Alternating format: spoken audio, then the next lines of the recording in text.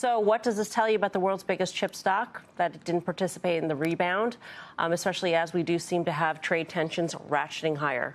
Well, it participated when I thought the market was reacting to the fundamentals of the release. I think the market got tired today. I mean, again, this was the best May. I think I had it the best May since 2000, up 6%. It wasn't a sell and may go away. It's a place where I think Nvidia is largely rocketed back to where it belongs. It gave a little bit back here.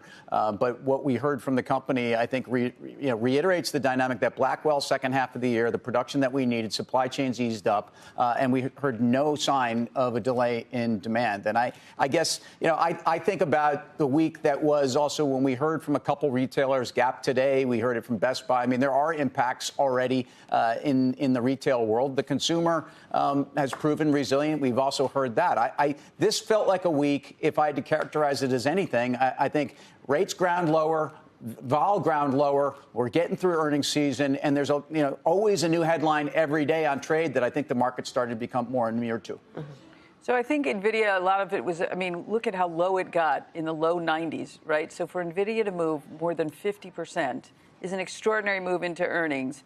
So we've seen how hard it is to go into big earnings, and no matter what you put up, that sometimes it is enough. It was enough for one day. I think the rising China tensions, we have so much focus on Jensen's talking about how important China is to their business and to the AI, sort of us leading the AI technology around the world. So this, I don't know, I think it was a little bit ahead of itself.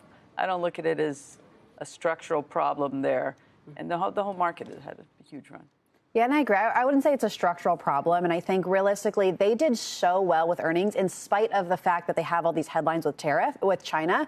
And then today you get some increased rhetoric again. There might still be some issues with China. And I think yesterday there was some optimism that, OK, maybe these tariffs weren't legal or they weren't going to go through. There was going to be some legal pushback. But now you're seeing that again. So I think some of that's putting pressure on Nvidia after this really good earnings release. But I don't think it's anything necessarily to be concerned about. Just with some of those headlines. I think your peak Nvidia bullishness. You would be hard pressed to find anything more bullish that's coming down the pike for Nvidia. To Karen's point, you had that run from 90 all the way back up to 142. That's a lot locked and loaded for what's coming down the pike. Think about all the competition. AMD. Google, things that you don't, the hyperscalers are actually the competition because Meta's coming up with their own chip. Google's coming up with their own chip. Amazon, their own chip. So I don't see anything tremendously bullish going forward. The stock is sort of range bound right now, 90, 145. You don't think that there's going to be another deal signed with, Saudi Arabia or some party in the Middle East, sovereign AI, for instance, or some sort of, being an exemption in the chip export restrictions? I mean, all those things could be massively bullish. Massively, and I think that's why it ran to 140 and change. I think that was all factored in. I think that was the pop off of the $90 level. And if we're treating this like a trading show, not an investing show, I think you have to sell your Nvidia at this level and wait till it round trips. Wait till it gets back down to 100 or so. I'm not sure what took it back down to the 90s is going to happen again. I mean, really, we're at the worst of trade rhetoric. I think sentiment on Nvidia is hardly bullish here.